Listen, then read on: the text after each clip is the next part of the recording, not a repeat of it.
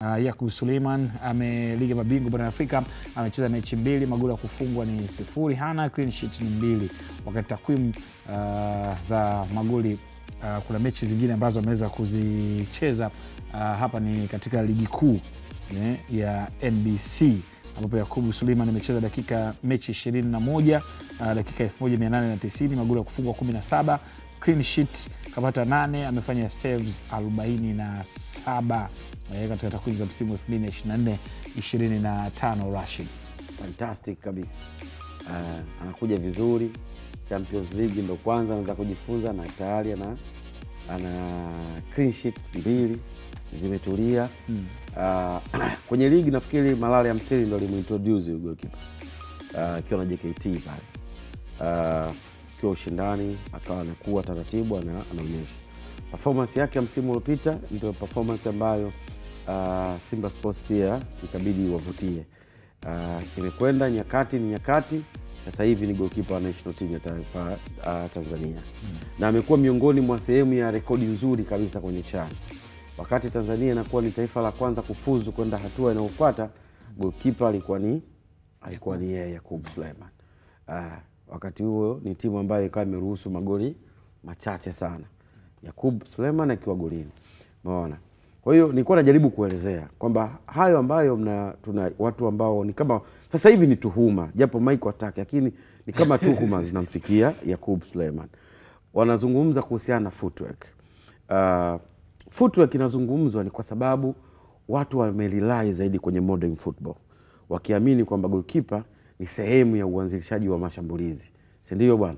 Na ndio maana watu wengi wanatuhumu kuhusiana na footwork ya Yakub Suleiman. Lakini kuna option, umeelewa? Hiyo option mwalimu yoyote ambaye anaweza hata kumtumia Yakub, kwa sababu unajua footwork sio kitu ambacho mtu anaweza akajifunza kwa haraka. Kuwa na footwork nzuri ni nature. Magolikipa wazuri wenye footwork tumewaona, ndio magolikipa wanaongoza kufanya makosa. Andre Onana ambaye alikuwa nasadikika alikuwa anacheza eneo la namba 6, ni mtu ambaye overconfidence ambayo imemkosti kwa kiwango kikubwa sana. Lakini ukirudi kwa Afrika, mimi namwamini sana Roland Williams ambaye naamini anaweza kumrushia pasi afu ukaonyesha position. Lakini ndio goalkeeper ambaye anafanya makosa kuliko goalkeeper mwingine yoyote kwenye eneo hilo, sio? Kwa Yakub Suleiman watu kicomplain hiyo footwork, mwalimu ana option kwamba okay jamani, kwani kazi ya goalkeeper ni nini? Ni kuzuia mpira usiingie golini. Manake footwork manake inamruhusu goalkeeper tuanzishe mashambulizi kuanzia yeye. Basi hiyo option tusiwe nayo, na kuna namna ya kumrudishia goalkeeper mpira ukiwa golini. Goalkeeper ambaye hana footwork nzuri usirudishe kwenye eneo ambalo lina mchoro, umeelewa? Yaani eneo lenye michoro, kwa maana ile eneo la 6 na ile eneo 18 usirudishe. Rudisha eneo ambalo litapeleka, ambalo yeye akiona hapa sielewi anaweza kabutua likawakona au akalibutua likaenda sehemu nyingine. Manake pia nayo unatoa tu yani ishoti na shida sio kwamba suluhisho mpira. Manake sasa kama ni option ngoja inawezekana. Haiwezekani. Kwa sababu huwezi kuniambia kwenye hii modern football, wewe unataka kuniambia Donnarumma ni mzuri kwenye footwork? Lakini inapotokea sio unaposikiliza sasa.